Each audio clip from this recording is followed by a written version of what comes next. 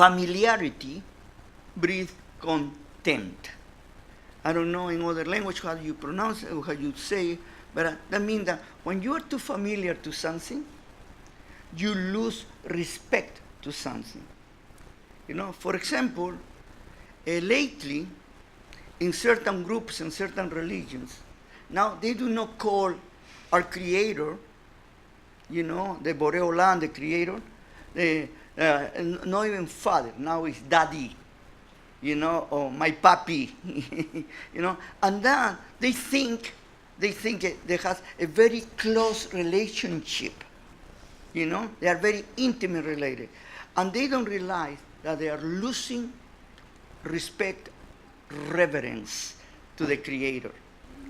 And you're going to see how this is composed, why the Tamei and why the Tahor, why the unclean and the clean want to get closer to the Creator. I always say to people, when they come to the congregation, and sometimes we say that you must dress in an appropriate way, and the people say why. Now it's very popular that you can dress with your blue jeans and with t-shirt and your cowboy boots, and that is okay, By the way, I say cowboy boots because of the blue jeans, not because of the shoes. And what is the problem here? That is because I am at home. But when you are invited to a very special place, you have a very special meeting, or you're going to go to a wedding, let me put it that way. How do you dress? With your best, very elegant. Why do you get so elegant, so very well dressed? Because there is something important, and you want to give a good impression.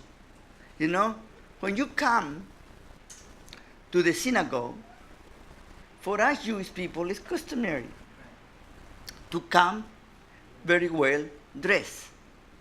Nothing extravagant or extraordinary, but presentable. I remember trying to explain that to a person who was not Jewish, and until they left the congregation, he never ever changed his way of dressing. Why? Because he was in charge. And this is the lack of understanding, lack of respect, familiarity produce contempt, lack of respect. Then, our Creator gave us a very important idea that to approach the Mikdash, you needed to do it in a special way. You couldn't do it in any way that you wanted. You needed to be presentable. Listen carefully. You needed to be presentable. Now, to the Creator, who is not a material being, who is spiritual, who is ethereal, are you going to impress Him by your dress alone? What is they're going to impress Him? The inside. That's what impress Him. Then when we go to present Him, what do we need to do? To take a bath. To put a little bit of cologne and to smell good, no? How do you clean your soul? How you perfume your soul? That is the idea of Tahor and Tamei. I don't know if you are following me, but I am trying to, first of all, I always say I like to get rid of the hocus pocus, and I want to make you understand in a way that is practical for us to understand today. Okay? When you are going to be introduced or to be present yourself before the Creator, you need to be on your best. And to be on your best, He is going to check within you. That's the first thing that He's going to check. He won't be impressed by your outside. He's going to be impressed by what you take. This is the reason that they needed to have these rituals. You know? The word hata'ah, that is translated in almost every scripture as sin, S-I-N. You know? Péché in French, pecado in Spanish. You know? It's really not péché, it's really not sin, and it's really not pecado. What it is that you are contaminated, ritually contaminated, that you need to be purged. Okay? That is what a hata'ah means, purging. In other words, to give you a very what do you call it, practical way. When you take magnesium, you know, milk magnesium, you know, and you purge yourself. That's the idea. When you purge yourself, and my friend Mildred is one of the champions doing that. When you do that, what happens? You're constantly cleaning yourself, no? Well, this is the idea, to present yourself. But what is the cleaning? Okay? What do you need to clean? The pollution that you have in your neshama, in your soul. That is what is important. Then they give you certain physical characteristics in order that you have some kind of understanding. But the things that are used as contamination, you're going to see that they have something in common. All of them represent life. And when these elements that represent life are thrown out, they are discharged, mean that it's death. And when you are going to see the Creator, who is the Creator? The giver of life. Well, look like I am teaching you little children, no? But this is how the Creator was teaching to these people. Today, because we are so smart, we have advanced so much, you know, our philosophers, our theologians, their brains grow so fast, they have made something that you're trying to compare to what our Creator was trying to reveal to us, and it's too much. They went farther to the moon. I remember when I was doing my exam, my final exam in mathematics 7, I think, you know, my professor gave me a very simple equation, you know, and I was one of the best students at that time. At that time, that's a long time ago, not anymore. But, you know, and I remember I wanted to show off. And I started a little bit more, and I became better than Albert Einstein. You know, we call it the blue books. There were little books that you do your exam, you know. I used 5 of them, okay? And everybody left, even the worst of the worst students went out. And I was still there sweating and doing, you know. Finally, she looks at my exam, and because she knew me for a long time, she said to me, "What's wrong with you?"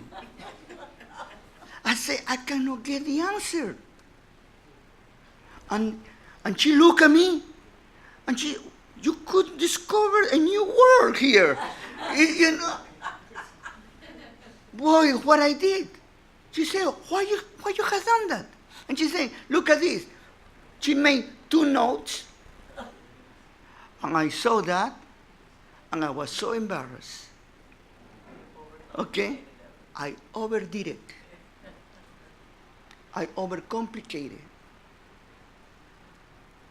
This is the problem today. Everything is overcomplicated. Everything is more the hoodoos and hoodoos and the this and that, and you lose the perspective of what the Creator is trying to bring into us. Well, now let me go. Now it is the pure and impure. Why you need to be pure? Because you need to be in the presence of the Creator. Okay, that's a basic. Now let's talk about the woman now in a very special way. I'm sorry, ladies, I am not a woman and I cannot talk with any experience.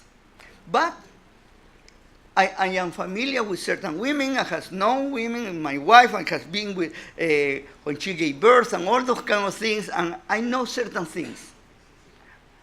I live from far away. I remember the first time that she got pregnant, and she was ready to go to the hospital, and I took her and I drive. You know, we as men, we get very, very nervous, and I run to the hospital, and I don't know how I arrived. The two of us alive, but she got there. They put it in a chair, and they put it in back, and she was saying, and then they put me all those things. That is the time that I was with this term, la mas. For the first time, the fathers could go to see their children being born, you know. And I was they call it the coach. Supposedly I was trained to be the coach, you know. And I needed to tell her to fix a point and to breathe and to put and sing and blow and this. And I say, look at it, concentrate. You know, I was very good in that, you know. She held me here and she said, look at what you have done to me. You know, get out. And I didn't know what to do. You know, in that moment she screamed to me. I think if she would curse me or anything like that, you know. And I wanted to get out. I didn't want to stay there anymore. You know, my feelings and everything was hurt. Finally, she came and bang comes the baby. Huge baby. Ugly that you can imagine. You know, only a mother can see a baby pretty. Okay, only a mother. You need to be a mother to see your baby that's beautiful. You know, because when they are born, at least that they are cesarean, you know, boy, they are ugly. You know, but what happened? She see the baby, put it here on her chest, and she started crying, oh, beautiful. And me and he said, oh, they have another one. And I say, this woman must be crazy. She just insulted me. She just threw me out. She screamed. And now you have the baby. She's crying and how beautiful she wants another one. That are women. If I say, if we as men, we needed to give birth, we will be one generation to extinction. Okay? Because we are natural cowards. And we're very proud of it. Okay, we don't take pain like a woman can take. Okay, women, you are amazing. And this is the reason why the Creator make you the last thing, the top of his creation. You're the crown of the creation. No men, women. If you don't believe me, go chapter 2, and you're going to see in chapter 3 that the Creator made the woman the last and took it out of the men. Okay. And gave it to the woman something special that we as men will lack. This capability, this spirituality that we have lost as men. We try, but we cannot get there. Then, the women also has a different cycle and system than the men. The women are lunar. The men are very earthly. Okay? Where the 12 months complete, the women are the 11 and a little bit more, and whenever has a little more and a little more, or a little less. You know, you never know when the woman is precise or exact. Men, we are always the same. We don't change. We are very boring. Women has excitement in all their lives. You know, a lot of feelings and a lot of things. How you ask this simple question?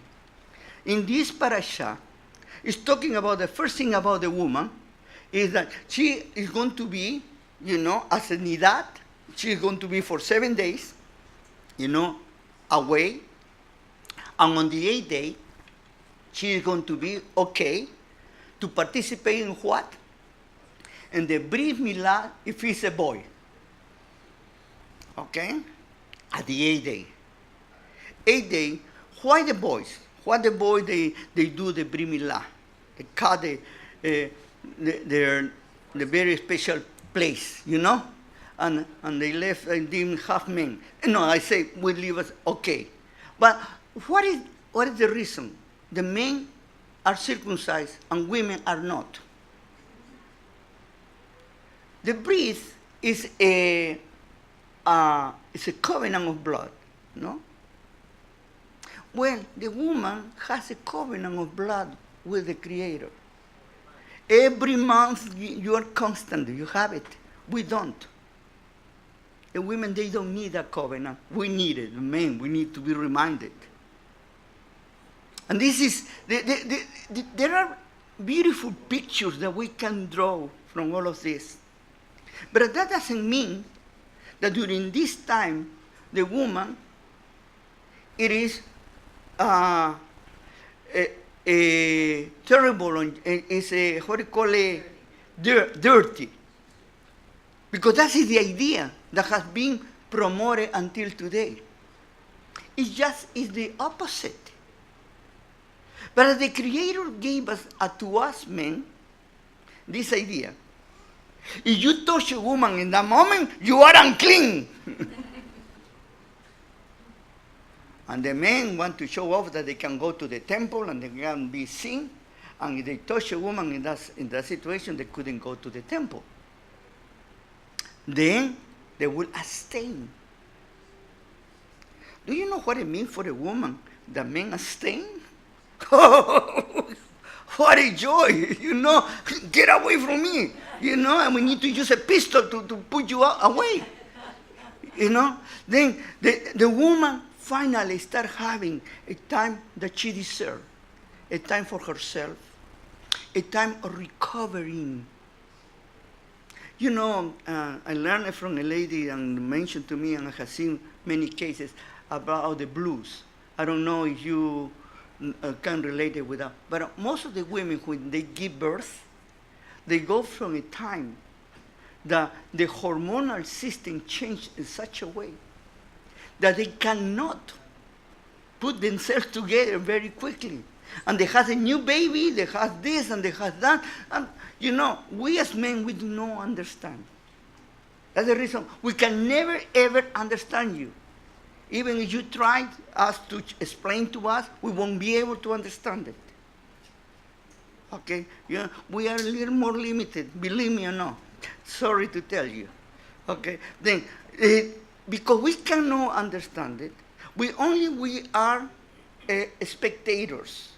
And we look from far away and we say, this woman is a little crazy now, you know, because we don't understand. Until finally, the woman comes through the process and recovering. That's what the Creator gave it to the woman, a time to recover.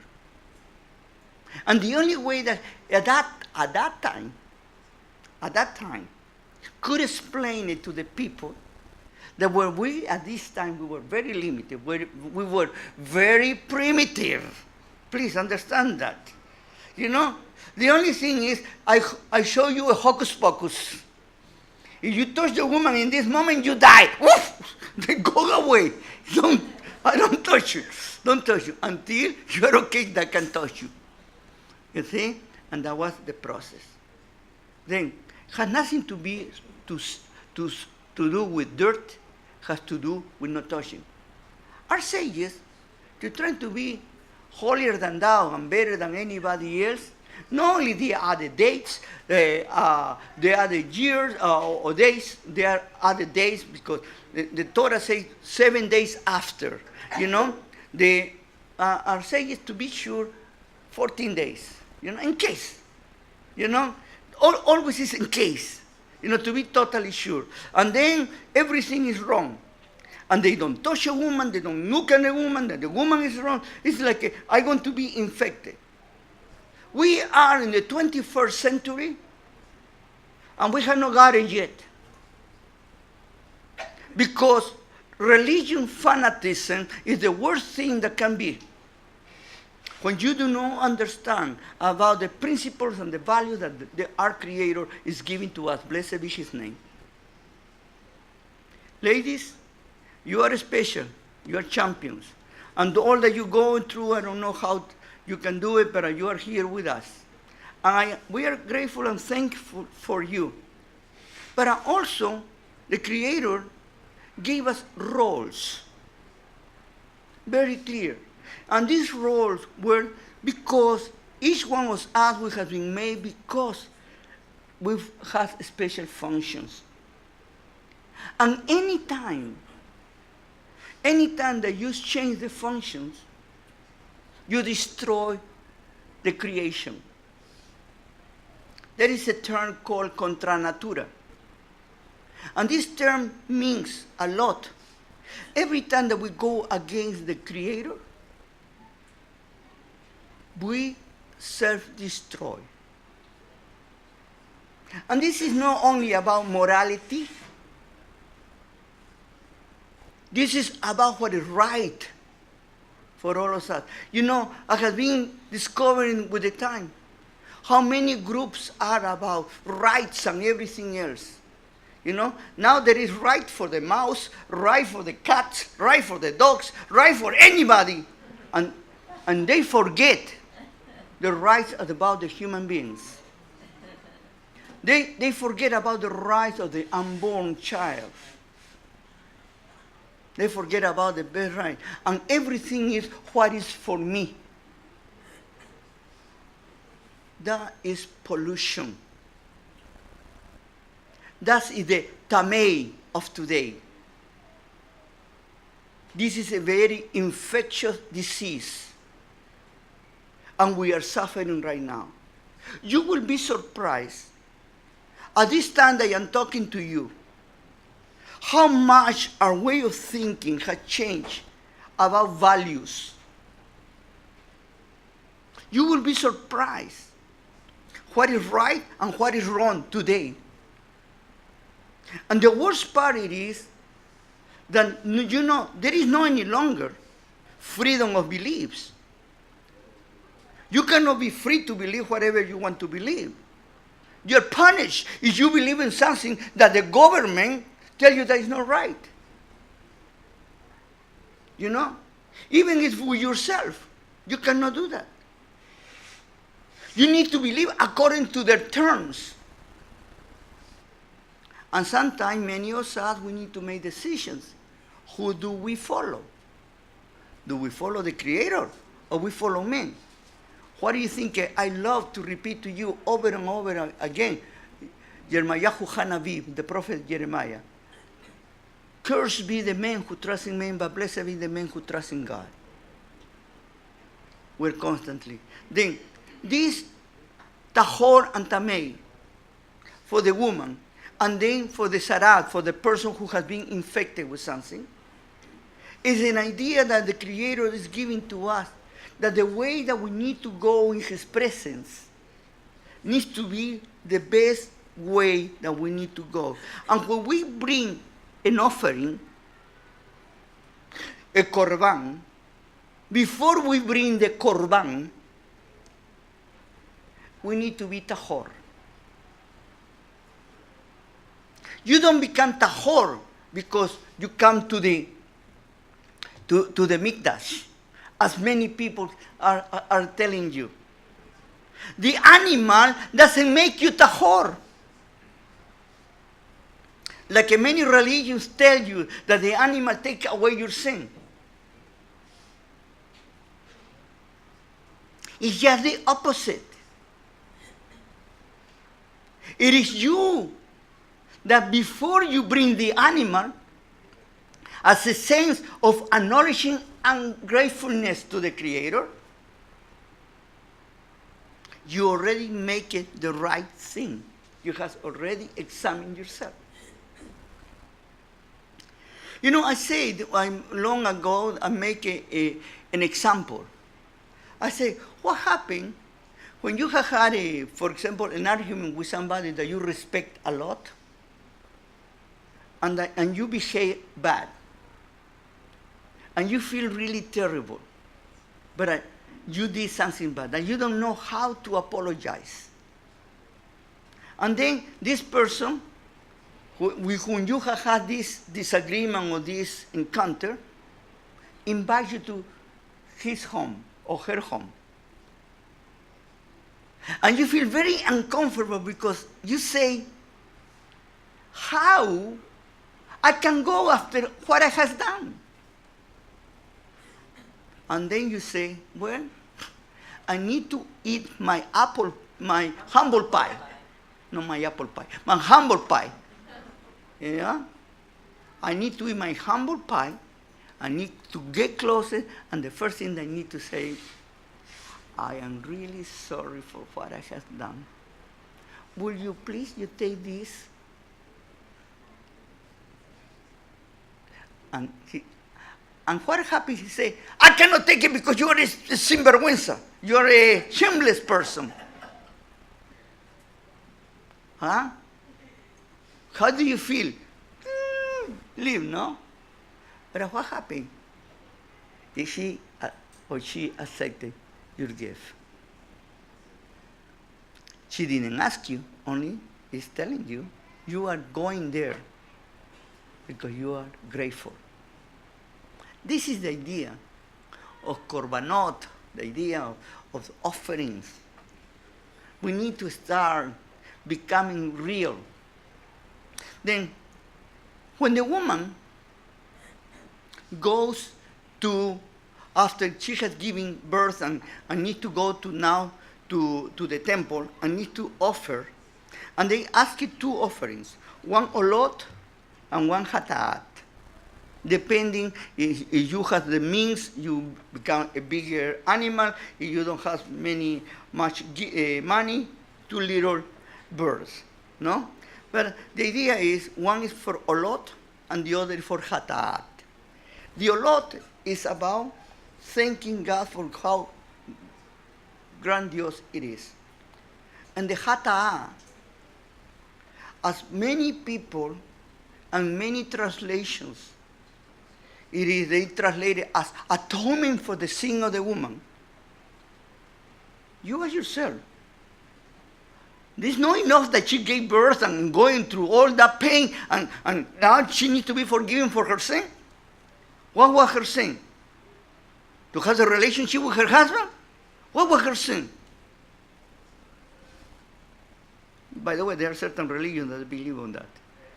But you know, that's when people don't think with their heads. And you need to go beyond in understanding. The hata'ah is, she is thanking the Creator because now she's been cleansing, that she went through a very difficult situation. You know, at that time, I am talking about more than 4,000 years, a little bit more or less. You know, for a woman to give birth was 50-50. Or she died, or the baby died. Or that was more a miracle that the baby lived than the baby died. Then she was so grateful. And now I can clean myself, I can present myself to the Creator. Well, we have the sarat. The sarat is what is translated as the leprosy, the disease of the skin. And this has a spiritual connotation too. And it's basically about lashon ra, the speaking evil against others. You know, from the moment you and I, we have almost a dual condition. As human beings, we are material. We are flesh and bones. That means that we are temporal. Okay? But at the same time, we are a spirit. We have received the inspiration of the Creator, the ruach from the Creator. For that reason, we are immortals. We have double nature. And the nature that needs to be constantly renewed. And many people think it is the flesh. The one that needs to be constantly renewed is your spirit. Because this is the one that lasts for eternity. Your flesh. Doesn't matter how much they are trying here to elongate life. The Torah is 120 years and that's it, be happy. And most of the people that are 120 years, they want to say, when I am going, it's time for me to go. But this is the thing that because we are, in essence, we are spiritual beings. And that's the tahor and tamei. And the leprosy, it is not a physical disease in the sense of a virus or something like that is today with the Hansen disease, but it was more than anything else a spiritual disease that was produced because of our actions from inside out. At this moment I am talking to you, most of the psychologists, especially neuropsychologists, has arrived to a very interesting conclusion that most of the physical diseases, they call it a psychological or mental or emotion starting. I call it a spiritual initiation. Many times when you have something that itches your body, it's because you have gone through something very strong in your life and have been eating you little by little. I know as in first person. And I have suffered that. How your emotions can break you down that produce a physical disease. And until you don't heal your spirit, you have problem with your physical. That is the tahor and tamei. And that is the reason that the person that has this leisure, that has this problem in their skin,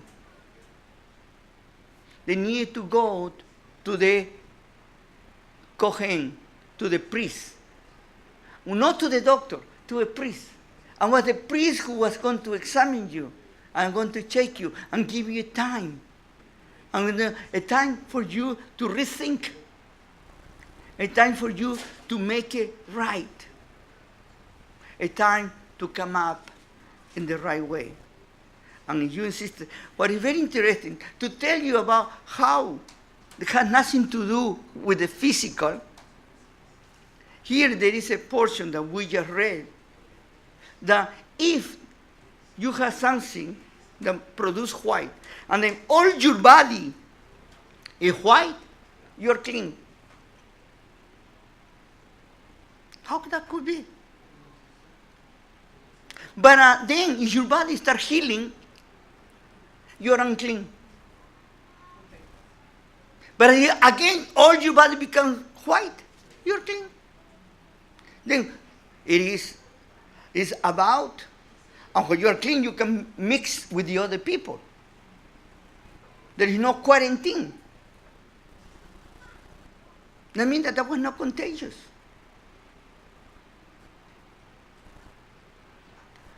What is the idea about that? Tahor means complete, pure, total. And you have been completely given to something. And that's who you are. There is no mask on you. No. I always say to you, what you see is what you get. And one of the things that we are learning more and more in this world today is being hypocrites. Most of us, we like to wear masks, and we are not capable to tell the truth. We do it in business, We do it in a relationship. In everything is a mask. We are afraid to say what it is. We are afraid because what other people are going to say. We are afraid because how we are going to be looked upon. We are afraid for the consequences. But our Creator wants us without pollution. And the worst pollution is not the physical pollution. We are tamei, not for the physical, not for what we put in our mouth, as I said to you last week. We are contaminated for what is in the air. What we are looking and listening and watching. You're going to be surprised how contaminated we are when our values are changing so fast. When now we are confused what is right and what is wrong. But now we cannot take a decision one side or the other.